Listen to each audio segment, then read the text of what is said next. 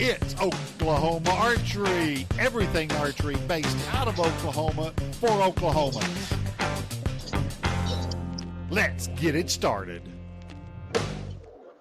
Hello, everybody. I'm David Bosca, and this is another Oklahoma Archery podcast. And what's up, everybody? You got Nickel Neal here on the road like every other day, and we figure we'd log on and try to get y'all just a little bit more educated on how to hit the middle with your bow and arrow. So Dave's been doing a little bit of tinkering on his bow, and we figured we'd let y'all in on some of the secrets.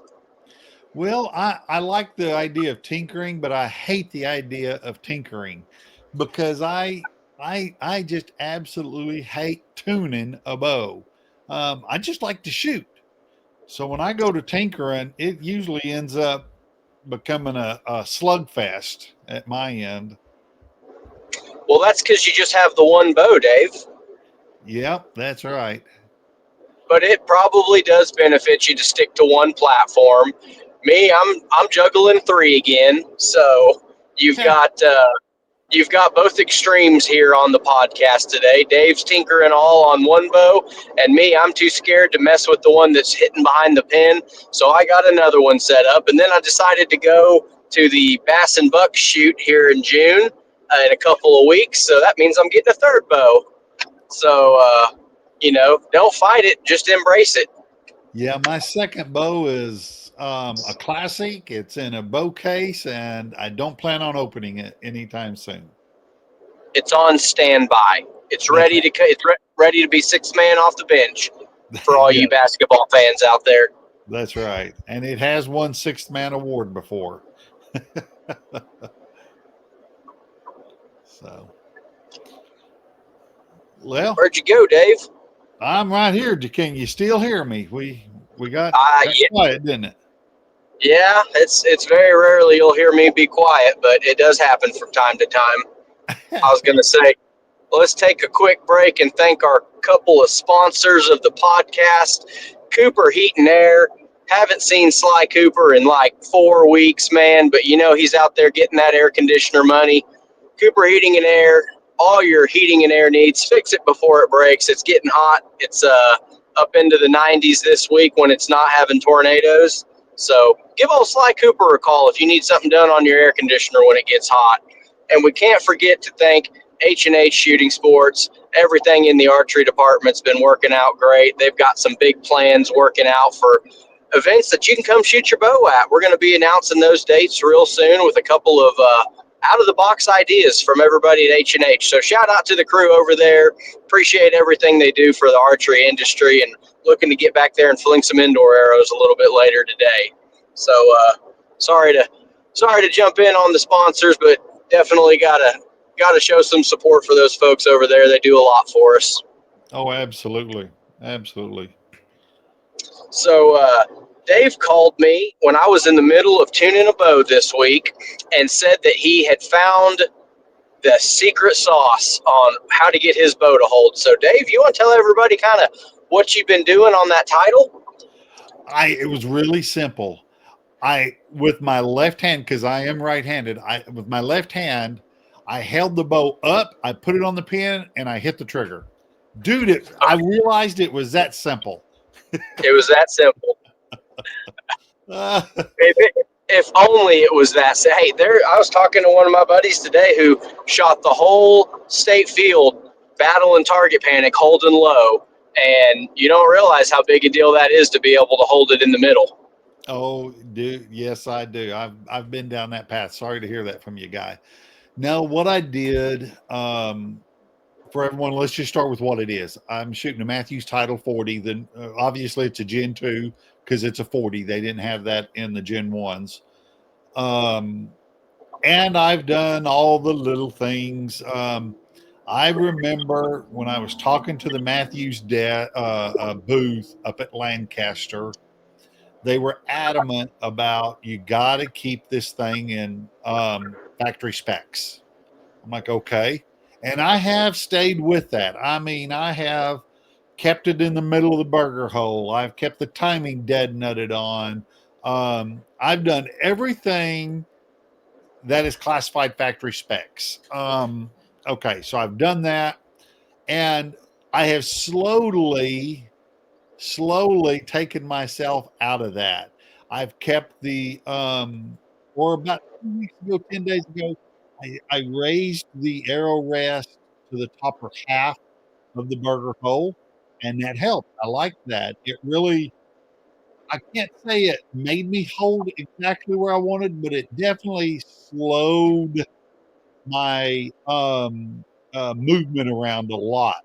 Um, and in a 10 ring, like on a Vegas space, I'll go left and right within the 10 ring, and I generally very seldom go outside of the 10 ring left and right. My my points drops is going to be either low or high. So that's what I've been trying to work on with this bow. And I just was just tinkering with that. So I raised it up, checked I checked the timing. Boy, nothing changed. It was still spot on. So I left that. And so this weekend I was about done shooting. I'd shot a couple games Saturday and a couple games Sunday, and I was almost done. And I thought, I want to try one thing, just one thing only. And I had Chris Hammond, one of Oklahoma's pro shooters that shoots a Matthews. I had talked to him off and on when I first got it, getting it, whatever you want to call it, about some tricks and tips and just general things that help out with getting started with it, coming from a whole nother line of bows, brand of bows, whatever. So I wasn't asking him for behind the secret sauce stuff. Just give me some general ideas. Anyway, he had told me about these draw stops that another pro shooter out of Canada, Bedford, I forget his first name, but it's Bedford Isaac. Archery. Huh? Is it Isaac Bedford? Isaac Bedford, that's it. He 3D prints some draw stops. And I'd gotten that full set. There's a set of 10. What it does when you rolling your cams over, it stops it right in before the valley completely falls into it. So in essence, you're shortening your draw stop or shortening your draw length, but increasing your holding weight because you're in a different part of the fall off. So, and I tried that when I first got it, trying to fine tune my draw length, but I ended up not needing it. I found my draw length without it, so I just took them off and never thought a thing about it. Well, this weekend I wanted to try something that had been in the back of my head, and I know when it comes to timing, everybody, or I'm sorry, I guess the rule of thumb is to advance it to where your top cam hits first. I understand not very many people use the bottom cam that way. So anyway, but I didn't want to mess up the timing. And my thought process was, if I change the timing, since these cams are set up with the switch weight mods, it has to do, you get your poundage and your draw length by modules. So if I need a 32, I get this certain mod for an 80%. If I need 32 and a half, I get another mod for 80%. Well, if you change the timing on those cams, you're actually changing the rollover of that draw force curve on those cams. It really throws it out of whack. So what I did, I went to the back end. I thought, okay, I want that draw stop to hit first, but I don't want to change the draw force curve. I want all that to be identical. So what I did was I actually put on one of Isaac's, the smallest draw stop Isaac has in that setup on the top. So I never changed my draw force curve on the that, but it still hits first. And let me tell you, it locks in solid. Crazy how it locks in now. First, I thought, was it just because I changed the draw length? But no, I actually looked, and drawn it back on a draw board, I can still get it to where it works like an advanced cam, but I'm using the draw force the way Matthews had it set up by leaving the timing of the cams the same and only changing the size of the draw stop. Anyway, that's my secret sauce. Hey, I'm just impressed you got a draw board long enough to get your bow to full draw, let alone be able to value. Yeah. But, I mean, did you have to get an attachment swing arm for it, or does it come stock that much? No. That's enough for me. But anyway, that's what I've gotten into. That's the crud that I've stepped up and played with. We do have a special guest. Let's just drop me and get out of here. What I do happen compared to this. So we got a special guest coming on. Neil, you want to give the kudos to what we got going? Yeah, buddy. We got this week recently crowned OSAA state field champion, Mr. Kolby Crooks himself, one of the baddest men to ever shoot a bow left-handed. This dude has shot it all from way out in Reading. He's shot ASA in the pro class. He's won many an indoor jackpot and took home a whole bunch of my money. So how you doing, Kolby? What's going on, brother? Kolby. Oh, Can you hear? Good. Can you guys hear me well and everything? There we go. Now we got you. A little bit of lag on you there, bud. All right, you guys are kind of cutting out, in and out. Yeah, I can hear you all good. Okay. Well, we wanted to have you on after the big win this past weekend to talk a little bit of field archery.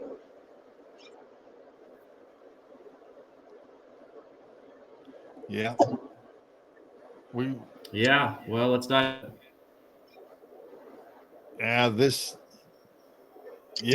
We've got a real bad internet connection. Can you hear me good? Not really.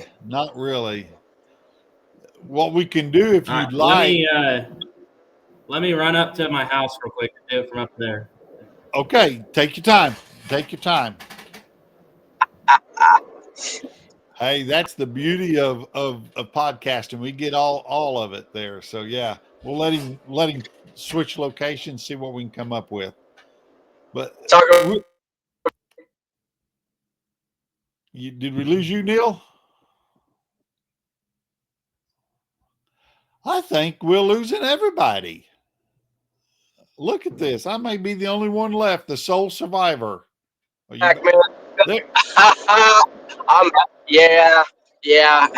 Had a quick call from the wizard himself. Mr. Scott Hamlin was calling me, so I have to call him back here in a second. He's probably wondering why I'm blowing his phone up this week, and he's pretty good hands-on tech support, man. When you're good at helping people figure out their bow problems, they're gonna blow your phone up. So yeah.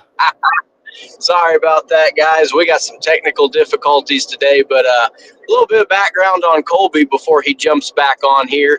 He has shot at a high level from a very young age. I think he's 22, 23 years old now. And, man, he's been all the way out to Reading. I think he was Bodie Turner's Reading partner about 4 or 5 years ago. I don't know how long. We'll have to ask him when he gets back on here. But, man, he just doesn't miss when he gets to full draw. And I got the pleasure of shooting with both him and his dad, Jeff, a couple of years ago at Field State or sectionals. I think it was sectionals because it was a 2-day shoot. And, man, those guys put on a master class on shooting dots at long range. I think back then Kolby was shooting it with PS 26s. So if that gives you any indication of what he's capable of at long range, getting a 26 to fly out to distance like that is not the easiest thing, but he just doesn't miss. So we wanted to get him on here and talk a little bit about one of the, I don't want to say little known gems of archery, but field is a lot of fun. I know, Dave, when's the last time you shot a field round? Oh, it was before I quit shooting a long time ago. I haven't shot a field round since I've been back into it. So we're talking like late 80s, early 90s? Mid 90s probably. All right, I think this should be better now. Oh yeah, a lot There you better. go. There you go. I was down in my shop. We have a new Wi-Fi down there, so it's still getting it figured out. Yeah, yeah. Well, Kolby, welcome to the broadcast. If you're way out in Fort Townsend, I'm surprised they got internet out there where you are, bud. Yeah, they just did fiber optic like last month. Put it in out to our house on the county road. So, yeah. What town? Where do you live at, bud? I live. So you guys probably know where Woodward is. I live between. I live about 20 miles northwest of Woodward, up by a small town, Fort Supply. Okay. So been Fort Supply, been Fort Supply my whole life. Been in this house, and it's where I grew up and learned how to start shooting. Started hunting. Cool. Well, let's start off the podcast the way every podcast should be started off. Yes, we've introduced you.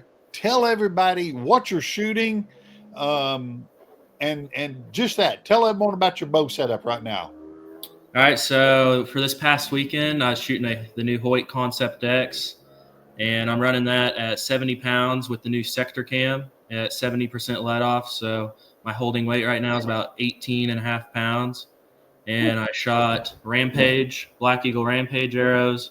And I'm using Conquest 625 bars along with I was using Ultraview housing and Excel sight and then AE Freak Show rest. So that was the complete setup.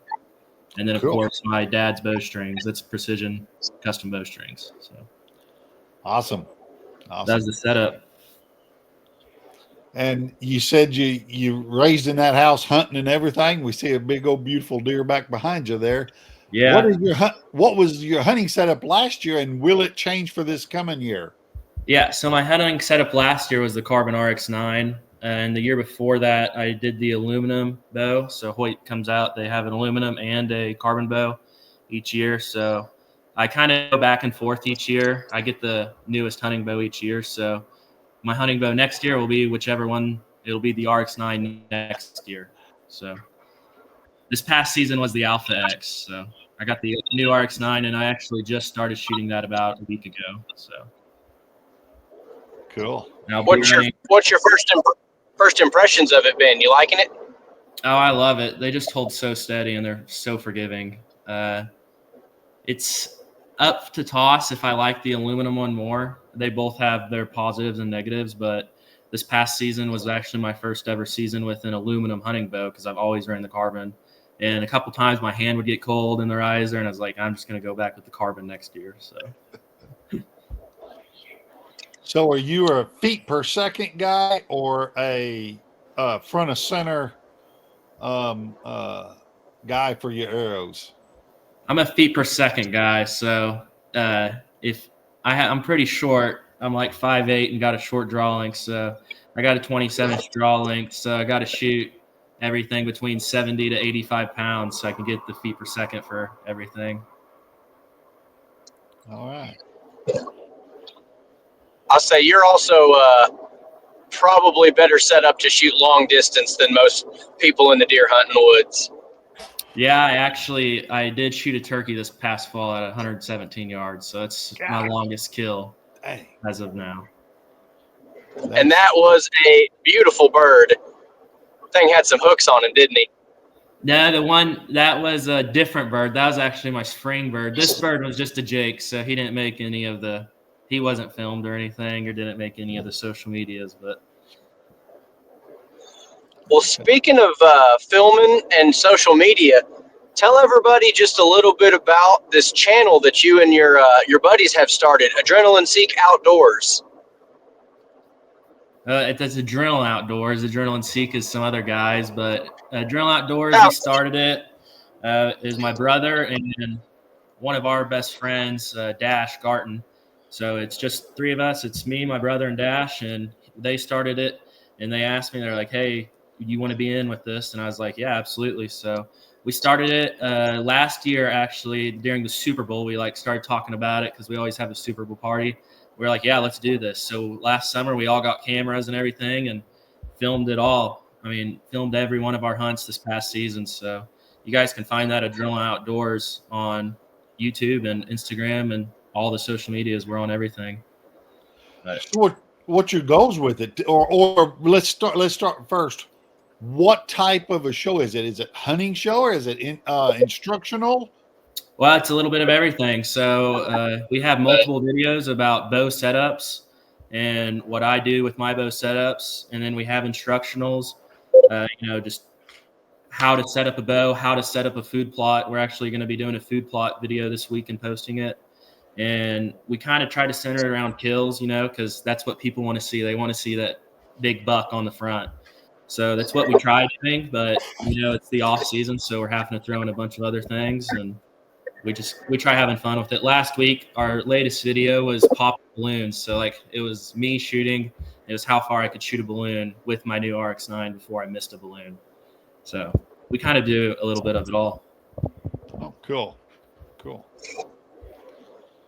So on a good day, how far out did you get with the balloon? Just out of curiosity.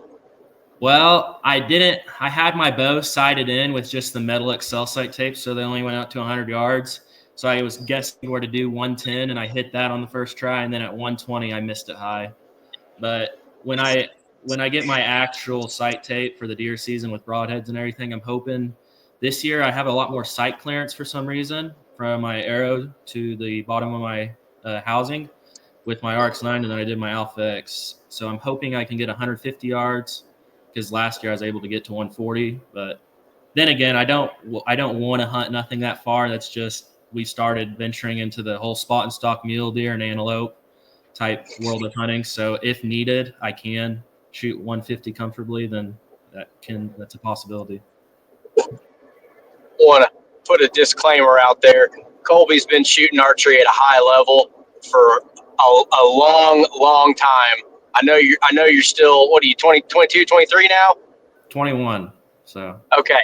At 12 years old, you could probably outshoot most grown men. So this is not a shoot deer at 100 yards endorsement, but if you want to check out how to do it, Kolby would probably be one of the top people to ask about harvesting ethically at triple-digit yardage. Yeah, when me and my brother, we did an antelope hunt this past season, and we had decided anything over 80 I can shoot, and anything under 80 he would shoot, and we would just switch off the cameras.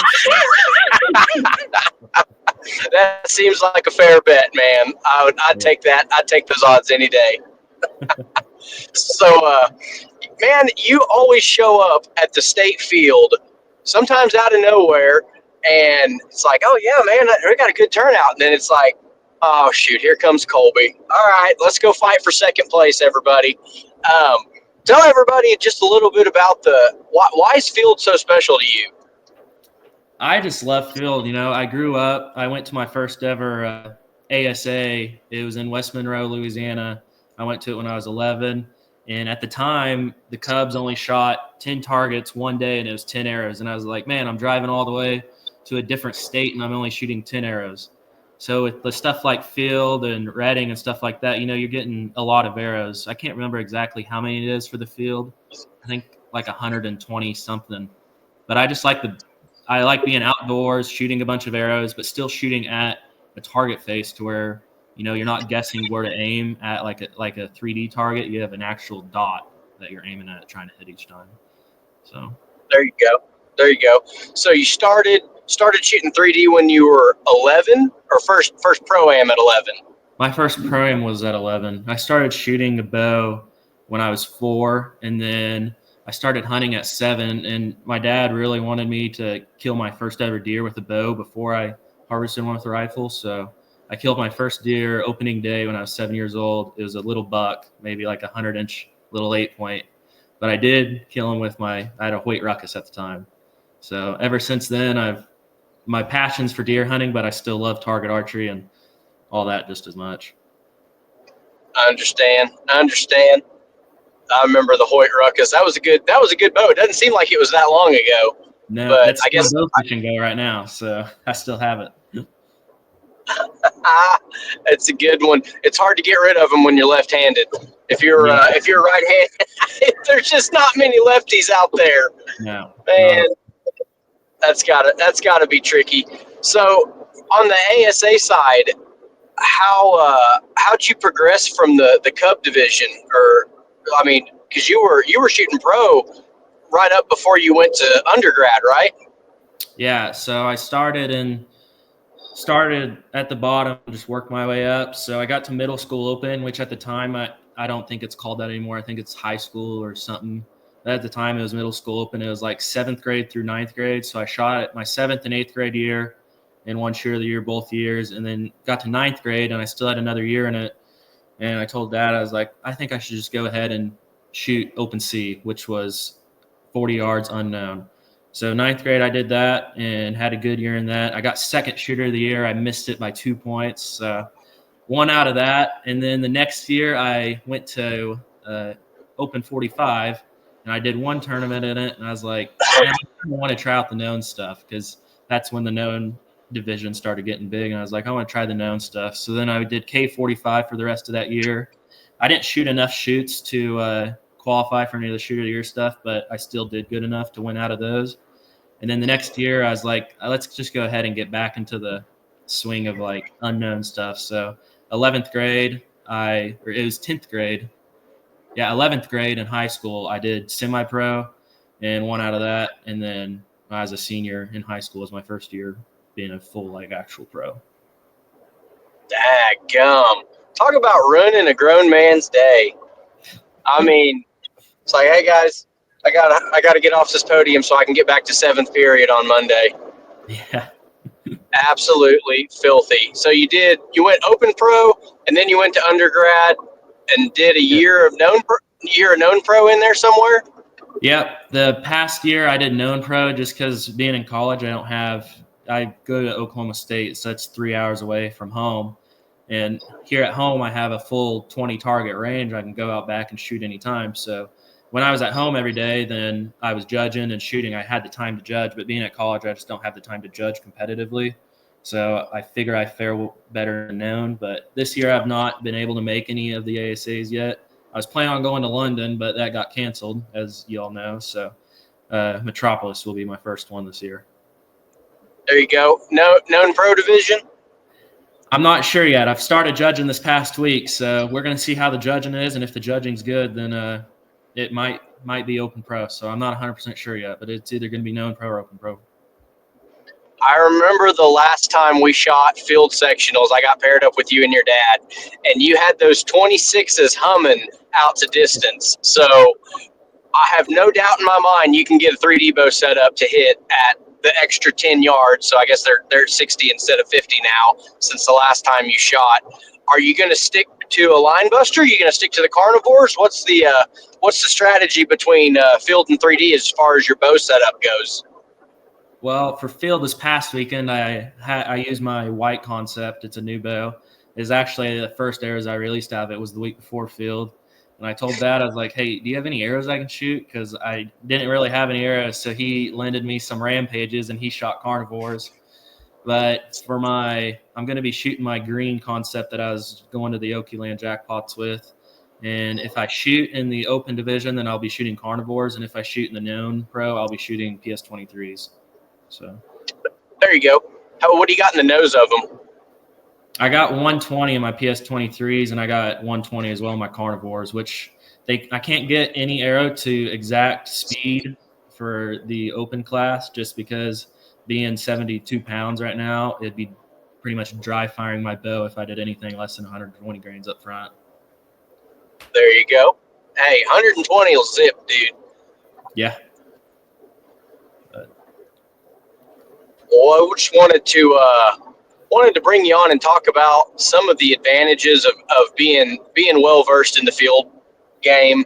It's not often in Oklahoma that we get one. Have you shot them other places? Like, have you gone to sectionals for field or hit some other states, or is it just usually the Trosper state championship once a year kind of thing? I mean, is this something you're looking to go do more of? It is. It is absolutely. As Dad and I have actually talked about going to the Field Nationals that's in Pennsylvania this year. We've wanted to go before when it's been in Yankton, but just wasn't able to, how the schedule has fallen. I've only done it in Oklahoma right now, but it is my favorite venue, and it's probably what I do, probably my strongest venue type of venue. In past years when I've shot Reading, I've done much better in Reading than I do at some of my other venues. I would like to venture out. I'm not going to be able to go to Field National or Southern Sectionals this weekend. I think that's in Louisiana, if I'm correct. But won't be able to make that this weekend. But I would like to start going more, for sure. Well, Back. go ahead, ahead. Neil. No, go ahead, buddy. I was gonna say, when you'd cut out when you were switching from internet to internet there, I think I'd seen, it must have been probably 4 or 5 years ago, you were Reading partners with another pretty good shooter back in the day. Was that you got paired up with old Bodie, huh? Yeah, so Bodie and I actually met. It was COVID year, and it was when all the shoots were being held at Yankton.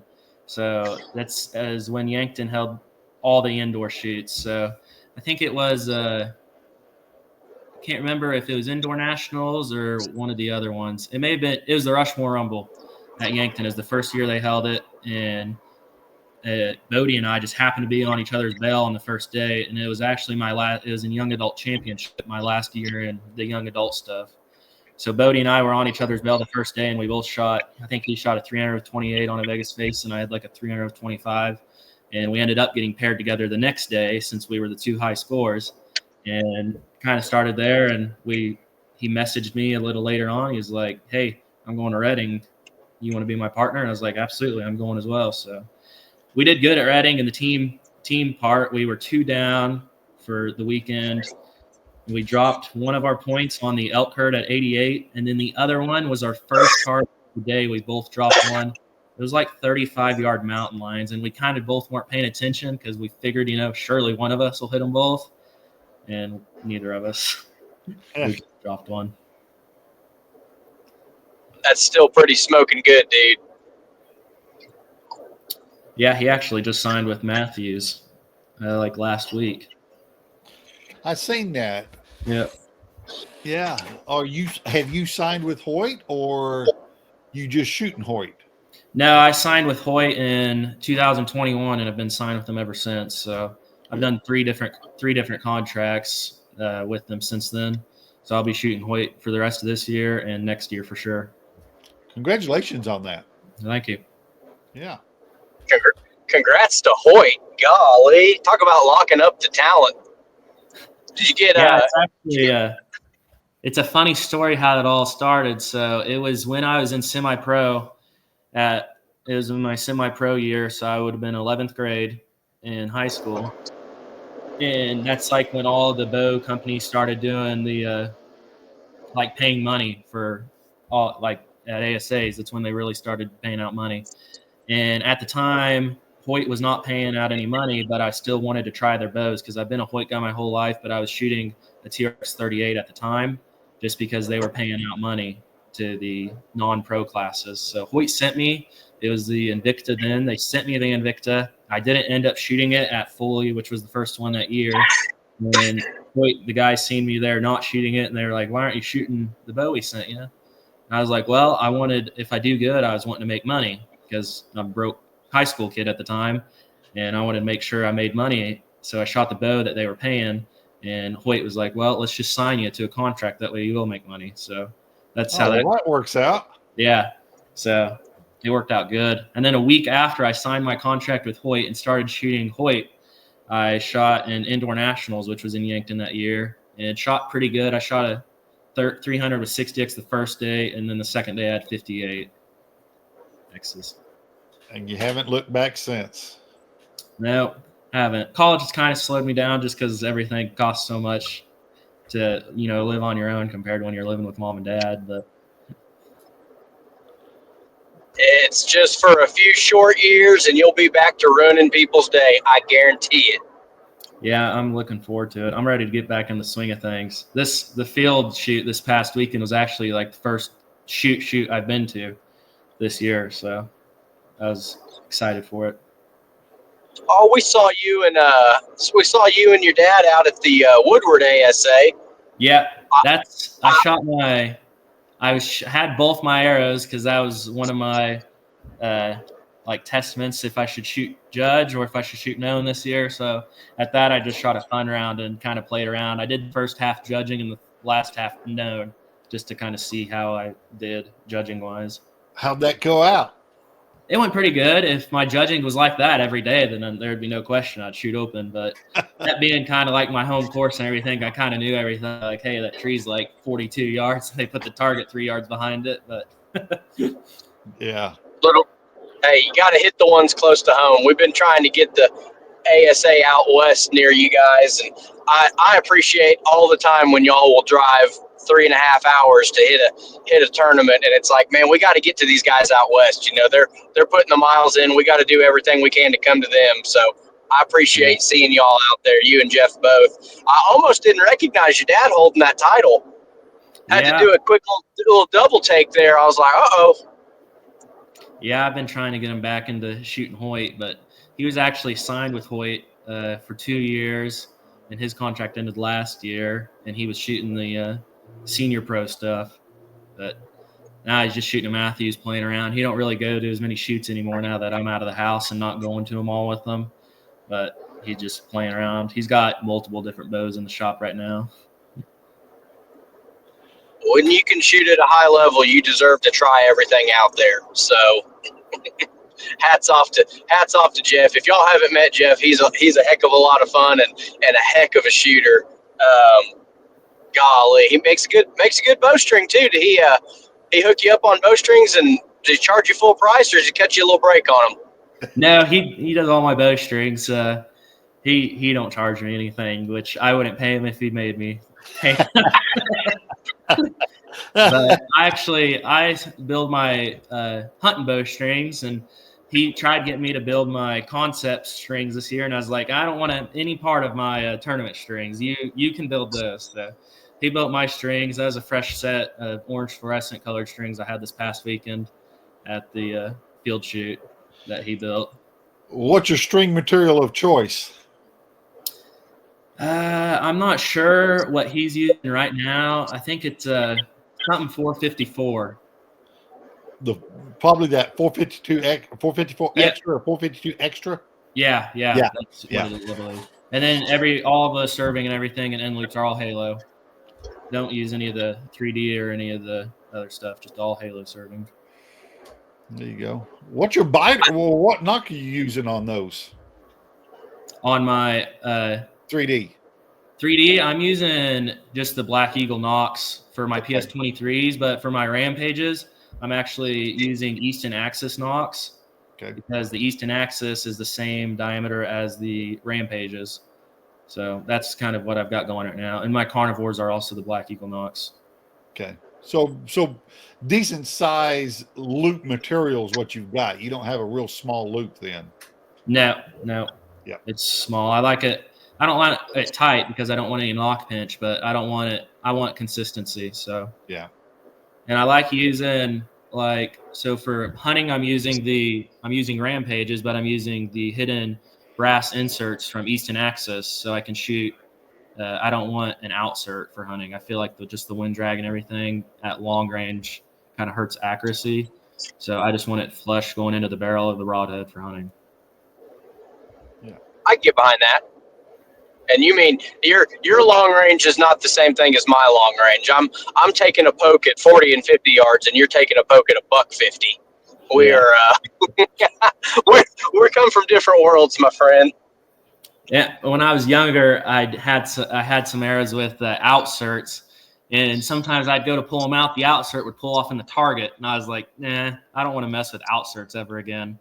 Yeah, so I'll go through the mess with epoxy and all that anytime to not have outserts. Yeah, I'm with you. The last year I was hunting with Easton Axis, and I really like the hidden insert. It worked out good. None of my deer I shot complained about it either. They all rolled over and died just like they were supposed to. So I was pretty tickled with them. We'll see about the barrel push. I shot the wrong deer on the opener and shot the right one 2 days later, dude. I shot the wrong deer too this year. So not the wrong deer. It was a deer that we hadn't had on camera at all. and he ended up being bigger than the deer I was after. So the deer I was after lived. I think he was 4.5. So he'll be 5.5 this next year. And the deer I killed this year was 5.5. Never on our trail camera. I didn't rattle him in or anything. It was on November 17th, so it was like prime rut. But he came in chasing some does, and I was able to shoot him with my Alpha X and got it all on film. My brother was in the stand for me, filming me, and you can find that video at Adrenaline Outdoors on YouTube, full video. There you go. What did he? I know I saw a picture of him. What did he end up scoring? That deer scored 134. That's just there you go. So, and then the mule deer I shot scored 140. We went out west over by in the Panhandle of Oklahoma. So if you didn't know, you can harvest a mule deer, and your 2 buck tags can go towards a mule deer or whitetail. They can go towards whatever. So I was like, I want to use one of my tags this year and try to kill a mule deer because I've never killed a mule deer. So we got some permission from some landowners up in the Panhandle, and we hunted mule deer pretty hard this year. We went twice. We went once on the middle of October, and we were got pretty close to 2 decent mule deer bucks. And then we went back during rifle because it's just flat and there's nothing out there in the Panhandle, like no cover, nothing to stalk behind. So we went with the rifles, and I killed my mule deer that's 140 and was my final buck tag this season during rifle. Hey, more power to you, man. Don't keep those tags all year. You can't eat them in the wintertime. So no, that's true. Get out there and cut a hair on something. Yeah. Do you when you're archery hunting, do you shoot a hinge as well, or do you switch over to a button? No, I shoot a hinge. So it's kind of like I like consistency between all my setups. So I shoot in the True Ball HBC Flex. I'm doing it 3-finger right now. I have switched between using a 3 and 4-finger, and I use that for everything. I have since 2020 used the HBC Flex. So I've been in the same release for the last 5 years, and I use it for hunting, indoor, 3D, field. I use it for everything. There you go. I wish everybody would take a page out of your book on that one, man. There's a lot of jumping around and trying the new this and the new that. It's like, man, put 2 or 3 years behind a hinge. Get one, stick with it. Don't change it around. Click or no click? No click. I don't like. My dad uses a click. He's got an HBC Flex as well. He has his to where right when he anchors, it clicks just so he knows the flow of everything, which I do like that idea, but I don't like the click. I've tried to click before, and I'll flinch and everything thinking it's going off, and so no click. No click. Purist. We call you a purist. Yeah. So for everybody out there that might be wanting to try, get their target game to the next level, what's your shot process look like? Well, your mentality is the most important thing. I mean, I'm sure as all of you have heard in other podcasts like Shot IQ podcasts and stuff, I mean, you have to have a good mental game first. So if you're looking at a target and you're thinking like, man, I'm going to miss this or I'm going to mess this up, then you've already messed it up. There's no coming back from it. So mentally, I just look at the target and I see what I want to hit, and I draw back and anchor, and everything feels smooth. And I come down, and right when I come down in, say if I'm shooting a Vegas face and I come down, right when I get into the actual face I'm aiming at, I'll take my thumb off of my hinge and I just start rolling back my shoulders and kind of just rolling my wrist until it goes off. Sounds so simple. It sounds a lot simpler than it is. I'll tell you that. It's not always that easy for some people, but you make it look easy at a high level. Oh, I appreciate it. I think the biggest thing with the hinge is just, I'm not going to say confident, but comfortable. Right. Comfortable in the shot, comfortable with it going off, comfortable not knowing. Mm-hmm. And that not knowing is hard to get comfortable with. Yeah, that's why since I was 4 years old, I shot a hinge at 4 because my dad didn't want me in a wrist strap or didn't want me punching it or nothing like that. So I've been in a hinge since I was 4, never a button or never a click, just a straight up hinge. And I've shot only 3 different hinge releases from 4 to 21. So that's really? 17 years. Yeah, and just 3 different releases. So Started with a Whalen hooker. I'm not sure if they're still in business. I know exactly what you're talking about. I had a couple sitting around here somewhere. Yeah. Yeah. So the head on those are stationary, and you have to make it go off. So this head's not moving. I bet he's gonna pull it out. He's gonna pull that thing out of a box right next to him. If I still got it. That was actually like my first ever like archery deal with anyone. Right there. That's it, right there. There's one of them. Yeah, I had a green one that I shot everything, and I actually killed my first deer at 7 with a Whalen hooker. So. Yep. There it is. Yep. Yeah. The head's just stationary; it don't move. Yep. Are you when you make your hinge go off? You talk about rolling your shoulders and rolling your wrist. Are you relaxing your hand, or are you Are you actively rotating it? Like, what would you describe it as? Kind of both. If I'm really in a comfortable shot position, then I can just kind of relax and everything flows. But if I'm at like Vegas or something and it's like the first couple rounds or anything and I'm nervous, then I kind of make myself rotate it so I get in the shot process. And then once I start rotating it, I can kind of relax. And then the last half of the shot process is all normal. Yeah. Yeah, that's what I like to hear. I just go back to like what Sly Cooper always talks about is just let that hand get long and just keep pulling. And there's the way your mechanics are, unless you've got a 7th finger or a weird arm or something, it's going to break because to keep pulling, you have to rotate, but you don't want to like tense up that hand. You want to let it, kind of let it get loose, trust the bow, stare at the middle, and I mean, boom, you're right there. Like it breaks.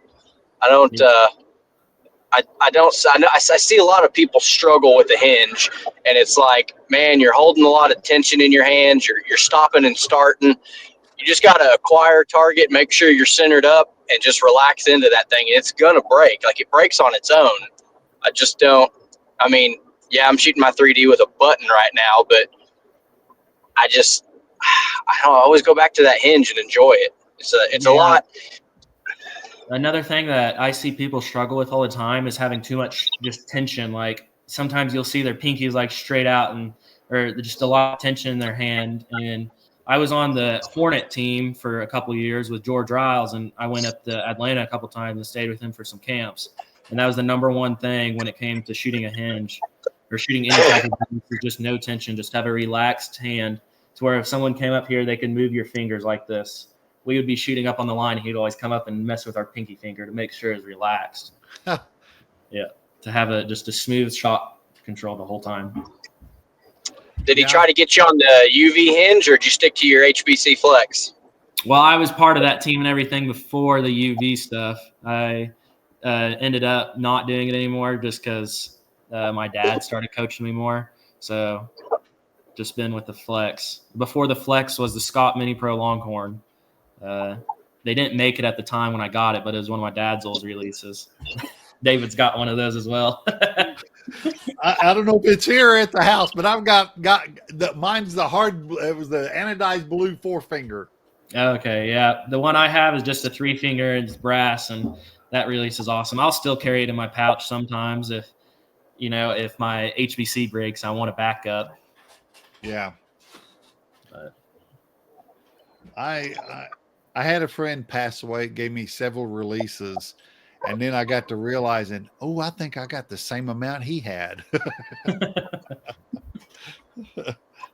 little bit of a hoarder, are you, Dave? Yes, I got a new one this week. Dave's got him a B3. What's that new one called? B3 button. The Infinity X, and I'm going to sell it. It cuts into my hand, right in this joint. It's so square. I mean, 3 shots in, and it's hurting. And I'm like, oh my gosh, yeah. So I'm still shooting that stand, and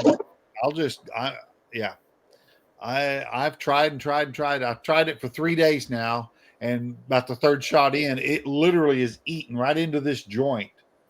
And I just like, okay, I'm out. And it's brand new. It's got like 12 shots on it. Short-lived experiment. Yeah, well, it was a costly, short-lived experiment. Most things in archery are. Yeah. Kolby, what's the most recent thing you can remember trying out on an archery setup and you were immediately like, not for me, not a fan? Probably a Bowmar nose button on my target bow. I shoot them on my hunting bows, which for hunting, I think they're awesome. I think it's a great idea, but for target, I just found it kind of not irritable, but cutting my nose sometimes, which I do have some string pressure on my nose right here. But that's the last thing I tried. I was like, that's not for me. That can just stay on my hunting bow. But my hunting bow, I love it, because I hunt out of a saddle. If I hunting on public or anything, I'm a saddle hunter. So a bunch of times in the saddle, you're in some really awkward positions, and that nose button just reminds you, like, hey, that's not in the right spot on your nose. So, Okay. Helps keep you centered. Flip the question. What out of all the things that you've tinkered with that you liked on your bow, what was it? Things I tinkered that I like. Probably it's the UltraView housing with the shoot. It's like the lens that has the dot and the fiber optic in the middle. It's the word's not coming to me what it's called, but where there's no post or nothing. So I don't have anything. It's just the fiber optic and black dot in the middle of my lens. That's actually what I shot this past weekend in field. So it's just a really clean sight picture. I don't have a post coming up with the fiber optic, and I can see all the way around. I run pretty small fiber optics, like 10 thousandths and 15 thousandths, because I like seeing my fiber inside of what I'm supposed to hit. So if I'm on a Vegas face, I want it like inside the tin ring. I don't want it covering up the whole yellow. I want to see it. I want to see what I'm aiming at around my fiber optic. Okay. So for field, you've got a sticker dot around it and the fiber inside? Yep. I'm not sure what size the sticker dot is, but the fiber is a 15 thousandths. Do the stickers come with the hole in them, or do you have to cover up the hole with the sticker and then poke a hole and run your fiber through it and burn the ends, or how do you install that? I got it from Feather Vision. It's their newest lens, and it comes installed. So you order it from them with what size of dot you want and what size of fiber optic you're going to be running, and it comes with everything. The fiber optic's not in it when it comes, but they send you the fiber optic to put in there. But the dot is permanently on the lens. Yeah, the dot's permanently on it. You don't have to put your own sticker up there and poke through it or nothing like that. It's on there. I'm pretty sure it's painted on. Okay, so you got to kind of know what size you want to run before you order. Yeah, so an easy way to do that is just to get a lens and get your own dots, and you can put on different dots on that lens and take them off and find which one you like the best, and then you can just envision a fiber optic pin through the middle of that dot to find what size you want. There you go. I've tried because I was out testing my bow for this orange dot shoot where I'll run a fiber, it'll be green, but it shows up good on the orange dot. Mm-hmm. For field, I've always run a UV dot with my light at that 45 degree on it, and it shines like the harvest moon. But for the last time, just trying to shoot a fiber only without that sticker behind it is just, I'm losing it in the white on hunter face, and I'm losing it in everything on a field face. And I'm like, golly, I can't even sight this thing in without losing my pin on it. And it's like, I know it's a 3D bow. If it's foam, you don't need a dot. The fiber will do just fine. If it's the orange dots, that orange contrasts against blue or green just fine. But getting it dialed in out there on the practice range on the 60, 70, 80 yarders, it's like, man, I'm shooting off the daggum post and nothing else to it, and kind of get sick of it. I wish I'm like, okay, I need to put a dot in my lens just to sight it in and then take that thing off and then go to the shoot. It's like, what are you doing? What are you doing, dummy?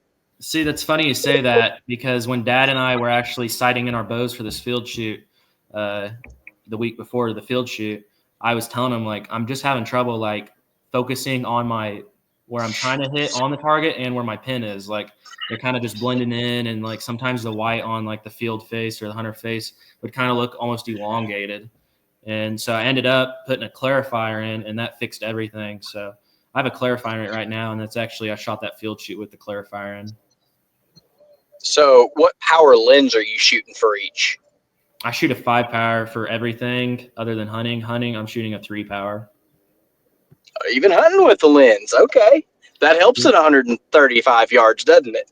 Yeah, I'm sure. I did shoot 1 year. It's actually the biggest. It's funny because it was my best year bow hunting ever, but I hunt with a single pin as well. I don't like the idea of a bunch of pins just because I feel like at distance that would hurt my accuracy trying to look between a bunch of pins. So I just shoot with the single pin that has another pin below it. So it's like the double pin, but just on a single post with a 3 power lens.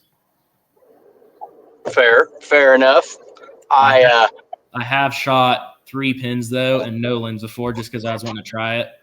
And I did kill my biggest buck that year with that setup, but that was like at 15 yards when I killed him. So that was that one 2 years ago that had 1,000,001 tines and had good height and everything. I remember that one. That side profile buck. That's not where you got him. You got him from the. Oh my God, it's a beautiful deer. Yeah, I have that deer shoulder mounted. So it's not the one right here. That deer is in the shop. But yeah, he was 16 points and he scored 153 inches gross. So nice. Dude, he looked like candlesticks sitting up there. I'm like, how many tines are on this thing? It just goes forever. That morning when I was hunting him, class got canceled that morning. It was a Tuesday morning. It was November 8th. And class got canceled, my speech class at 9 a.m. And I was like, I'm going to go hunting. I'm going to do an all-day sit.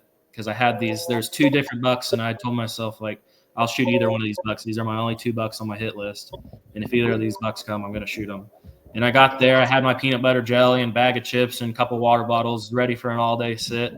And I got there. I wasn't even in the stand 10 minutes that morning. And I seen something coming towards me, and it was a doe. And this doe came running by and stopped right under my tree. And then I called him Claw because one of his on his G2, he's got like 6 points coming off of it. And it looks like a little claw. I called him Claw, and he was like 30 yards right behind her. And then my other buck that I called the Big 9 was right behind him. So both my target bucks came in chasing that same doe. And he came like to 20 yards right underneath me. And I drew back, and I was aiming at him, and he kind of took a step. And I thought about shooting. I was like, no. So I let down, and then the doe ran on by me, and he came to like another 5 yards closer. And then he's at 15 yards, and I drew back and stopped him. And he looked up at me, and I just smoked him. That's all. Wow. That was all she wrote for him. Yeah, that was the year before we started like filming everything. So wouldn't you know it? I didn't get him on film. It would have probably been like the coolest hunt filmed ever. What you need to do is make one of them funny videos where your guys are carrying that shoulder mount, and you're like, okay, here it was. I was in the tree, and have them prancing along. Yeah. Do one of them funny ones like that. You joke about that, Dave, but I've got buddies that think I need to film my stuff in the woods, and I am absolutely horrified because when it comes in, your heart rate's up. You're trying to control the nerves. You know, you're trying to move when the deer's not looking at you, get into position. But these guys make it look so easy. They're like, well, yeah, if I can't get him on film, I'm just not going to shoot him. You know, I've heard people say they had their target buck at 22 yards, but they didn't have a camera angle, so they let him walk. And I am horrified of seeing the deer that I want to shoot and not getting to put an arrow in him because I forgot the lens caps on, or my camera battery died, or he busts me when I go to swing that camera arm. Like that is next level, you know, videography. Adds another element to the hunt. Yeah, my brother and Dash and I, like, we all decided when we started this Adrenaline Outdoors, which this is actually the hat I'm wearing, and that's our logo. But we all decided, like, hey, we're going to film our hunts and just have fun with it. We're not going to be crazy about it. So if something comes in and we're not able to get it on film, just kill it anyways. So it's funny you say that because this past season, our number 1 target buck on any of our farms came in on my brother when he was self-filming.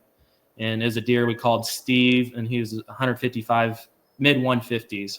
And he came in. You know, I called both my deer Steve. Did you? You named him Steve too? Yes, I know. Do you name him after Steve Wingo? No, I named the deer. I seen the deer actually. Like, in my backyard on my neighbor. My neighbor's name is Steve, and I seen it on his land. So I was like, I'm gonna name that deer Steve and try to kill him. And my brother ended up shooting him 1.5 miles away at one of our farms, and he didn't kill the deer. He hit him low, which it wasn't on video. He filmed the deer walking in, and he was in a deer blind, and he had to open up a different window because it was in the middle of the rut, and he was chasing some does. So the deer wasn't filmed. The shot wasn't filmed, but he was not. We hired a dog and everything and couldn't find the deer, and he was never back on camera. So, oh man, yeah, it was a pretty sad story. That's part of bow hunting, man. You got to be okay with cutting a hair and not finding one. But it's kind of the same mentality as shooting, target archery. Like you can't have that doubt in your mind when you draw your bow back. You've got to have nothing but there you go, right there. Yes, yes, yes. Boom, shot breaks. So it's a mentality thing for sure.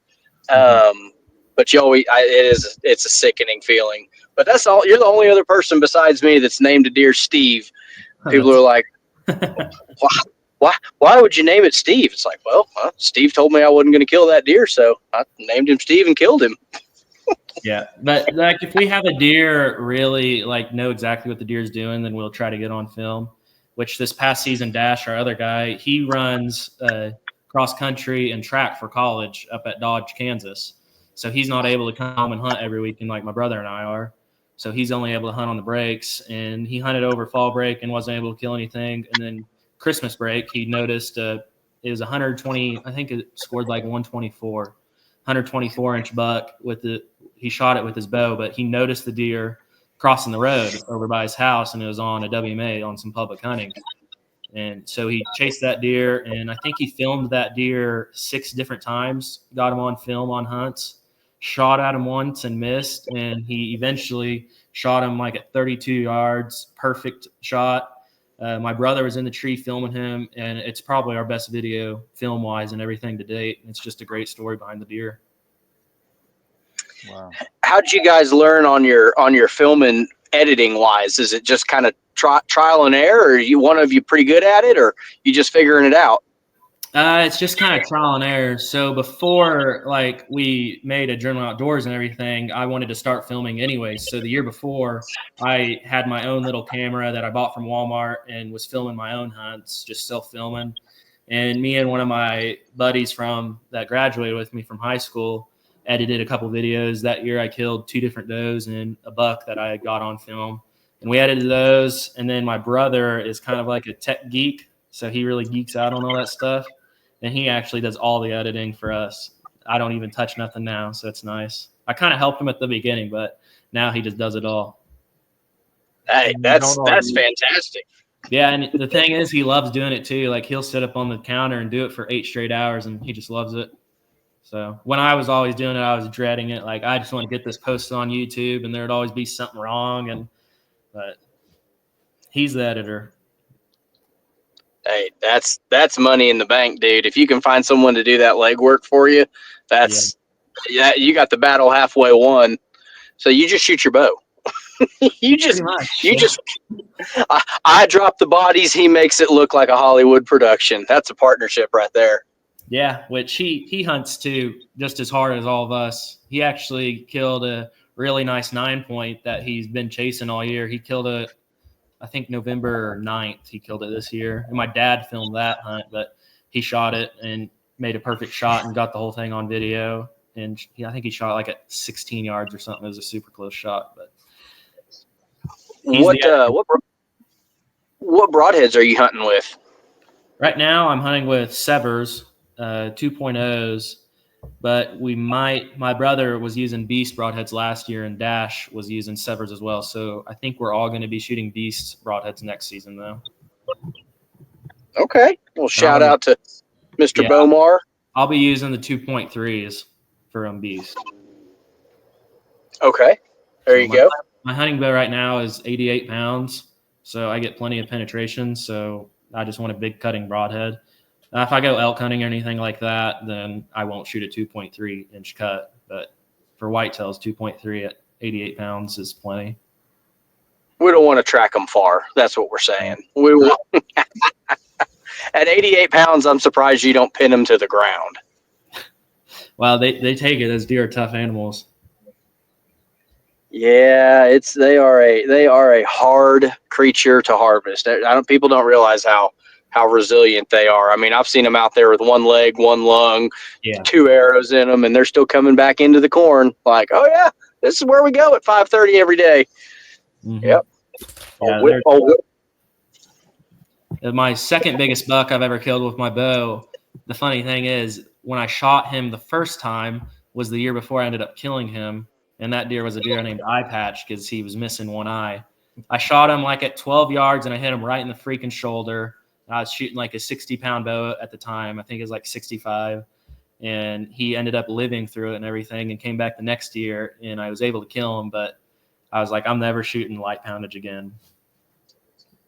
Did you hear that, Dave? Light poundage. Yeah. I'm the old man in the crowd. I know it. I own what I own. But my dad has killed plenty of deer like at 60 pounds, 58 pounds even. So. But Dave would be the first one to shoot one with a 27. 27 shaft. That's right. Yeah. I need a big broadhead. I need one of them turkey gobblers. Yeah. I've killed deer at 47 pounds. I've killed them at 85. So it's all possible. You just got to hit them in the right spot and they're not going to take it very far. That's right. Well, Kolby, is there anything else we haven't gone over? We've talked about lenses, clarifiers, bow setups. I'm trying to think, man. What's your tournament schedule looking like for the upcoming year? Are you going to try to get out of school and get back into some of the big, Vegas and stuff like that, Lancaster maybe, or you got a little bit of time left? I still got one more year of college left, actually a year and a half. So I won't be able to. Reading is by far my favorite shoot, but how that falls is right on finals week every year. So still got another year that next year I won't be able to go to Reading, but I'm hoping Vegas for sure, probably next year. And then for this summer, I'm going to go to Metropolis and hopefully the Classic in Coleman. There you go. So everybody else out there has a fighting chance for another year and a half. Yeah. Well, Kolby, run over any of your sponsors one time, or you do your hunting if you want. But tell everyone where on social medias people can follow you.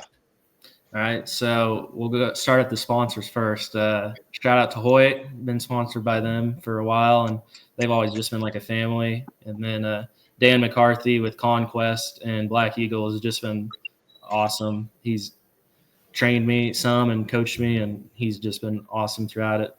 And for social medias, my personal is Kolby Crooks _ on Instagram, and you can find me on TikTok and Facebook as well. And then for our Journal Outdoors, it's just a Journal Outdoors on TikTok, Instagram, Facebook, YouTube, and you can like and subscribe. We try posting a video every week. Our next video will be how to skull mount a deer. And it's actually me skull mounting my buck that I killed in November and the whole process of skull mounting. And then next week, our video will be over like how to plant a food plot. We're going to be doing a controlled burn on a food plot and mowing it, plowing it, and then planting like a outside screening. So it kind of helps the deer feel like they're safe when they're in the food plot from the county road and the neighbors or whatever. And then come August, we'll plant wheat in all of our food plots. We have about 6 different farms and run about 4 or 5 different food plots. Kind of just depends on how the year's looking.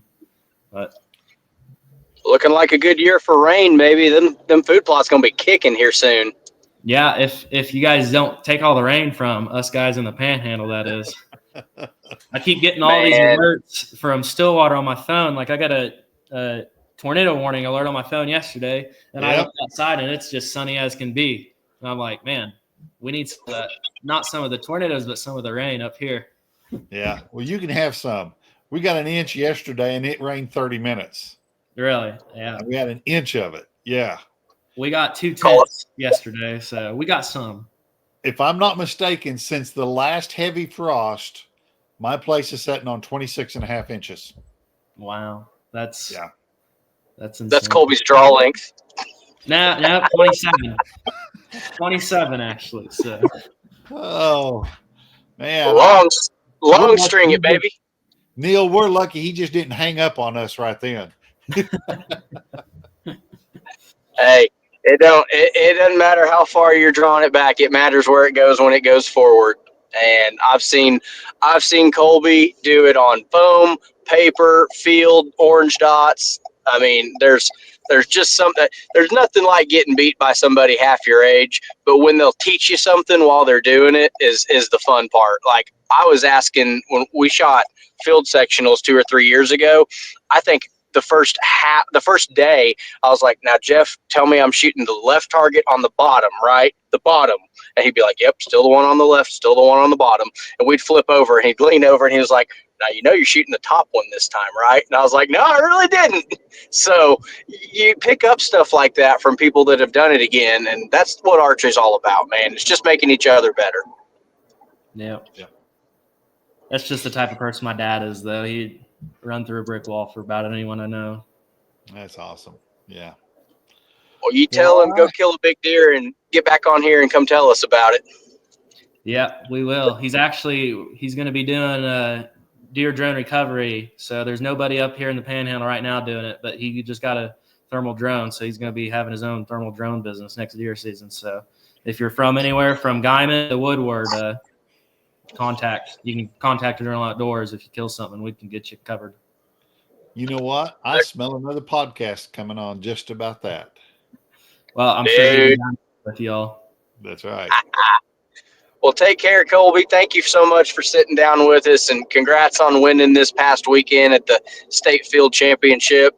I bet you're going to roll into Metropolis and probably make some noise, baby. I'm hoping so. Got to work hard for it. So the hard work started about last week. All right. Well, that's all I got. Thanks, everybody, for listening in. Kolby, appreciate the time. Neil, you got a face for radio. Appreciate it, man. Thanks for having me, guys. You bet. Bye. See ya.